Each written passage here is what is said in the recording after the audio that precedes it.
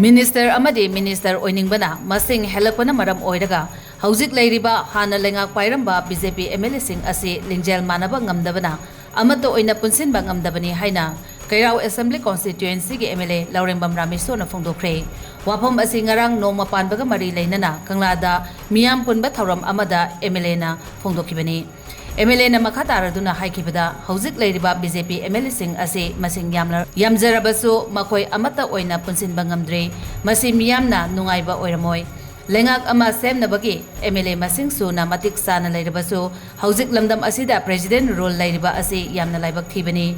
masi BJP masen gi marakta tokhaiba wakhalon ga loinana lingjel manadabagini haiki makoigi apunba ama sagat paga loinana haukiba February 13 da BJP MLA sing apunba mifam ama pangthoknaba honaki adubu laibak thibadi MLA kharana khudakta masa ngamlaktaba amadi mapanda sathokiba sing yaurakpana hairiba apunbagi mifam adusu pangthokpa ngamkhidre hainasu mahakna haikibaga loinana makoi luchingba khara asi fawba Punsinba ngamdana leibak asigi yamlaba miyam asidi matau karamna Punsinba lingjel manaba ngamgadoribano haiba wapamsu paumi singda mahakna thamki